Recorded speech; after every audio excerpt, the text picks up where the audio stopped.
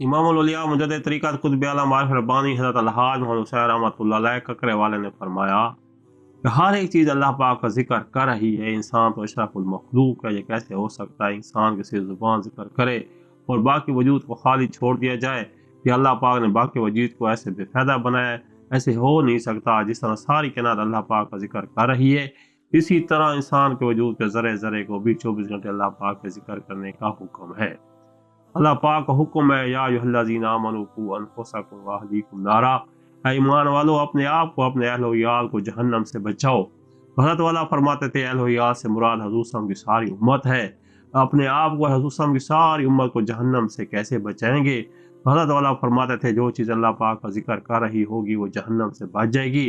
तो इसलिए अपने और हुज़ूर सल्लल्लाहु अलैहि वसल्लम की सारी उम्मत के वजूद के ज़र्रे ज़र्रे को 24 घंटे अल्लाह पाक का जिक्र करने वाला बना लो तो जहन्नम से बच जाओगे। अल्लाह पाक ने मोमिन बंदे के ऊंची रूहानी नेमतें बनाई हैं जिन्हें मराक़बात कहते हैं, ये रहमतें भी हासिल कर लो। तो अल्लाह पाक से दिल के साथ जो भी मांगता है वो खाली वापस नहीं जाता। अल्लाह पाक किसी को अगर रहमतें दे देते हैं तो उसके ख़जाने में कोई कमी नहीं है कि वो वापस नहीं लेता। जब अल्लाह पाक ये रहमतें दे देगा, वजूद का ज़रा ज़रा 24 घंटे अल्लाह पाक का ज़िक्र करने वाला बन जाएगा, ऊंची रूहानी नेमतें जो मराक़बात वाली हैं ये भी हासिल हो जाएंगी। तो जब मौत आएगी, कब्र है, हशर है, तो ये रहमतें वापस नहीं जाएंगी, ये रहमतें साथ होंगी, बारिश की तरह बरस रही होंगी। वजूद का ज़रा ज़रा 24 घंटे अल्लाह पाक का जिक्र भी कर रहा होगा और ऊंची मराक़बात वाली रूहानी नेमतें भी आप पर आ रही होंगी। तो हज़रत वाला फरमाते थे कि आपका वजूद जिस्म और रूह से बना हुआ है, तो जिस्मानी हुक्मों पर जैसे अमल करते हो इस तरह रूहानी हुक्मों पर भी अमल करते हो करो। जिस तरह जिस्मानी इल्म हासिल करते हो इस तरह रूहानी इल्म भी हासिल करो। जिस तरह जिस्मानी इबादत करते हो इस तरह रूहानी इबादत भी करो। जिस तरह जिस्मानी बीमारियों का इलाज कराते हो इस तरह रूहानी बीमारियों का इलाज भी करो। तो अल्लाह पाक के जो रूहानी हुक्म है, रूहानी इल्म है, रूहानी इबादत है, रूहानी बीमारियों का इलाज, वो है अल्लाह पाक और हज़ूर सल्लल्लाहु अलैहि वसल्लम की मोहब्बत हासिल करना।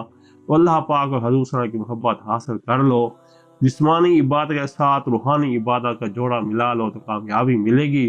कमी की सूरत में फिर सज़ा भुगतनी होगी। तो हज़रत वाला फरमाते थे जब दिल में ज़िक्र है तो मोहब्बत है, मोहब्बत है तो इबादत है, इबादत है तो बहिश्त है और बहिश्त में रब का दीदार है। हज़ूर सल्लल्लाहु अलैहि वसल्लम की हदीस मुबारक का मफ़हूम है कि दिल जब अल्लाह के ज़िक्र से गाफिल होता है तो फिर अंदर शैतान दाखिल हो जाता है। दूसरी हदीस मुबारक का मफ़हूम है शैतान खून की तरह सारे वजूद में गर्दिश करता है। जब दिल और वजूद में ज़िक्र नहीं होगा तो फिर शैतान होगा। हज़रत वाला फरमाते थे यही वक्त है अपने आप को और हज़ूर सल्लल्लाहु अलैहि वसल्लम की सारी उम्मत को जहन्नम से बचा लो।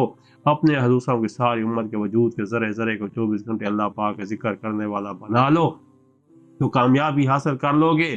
कमी की सूरत में फिर सज़ा भुगतना होगी।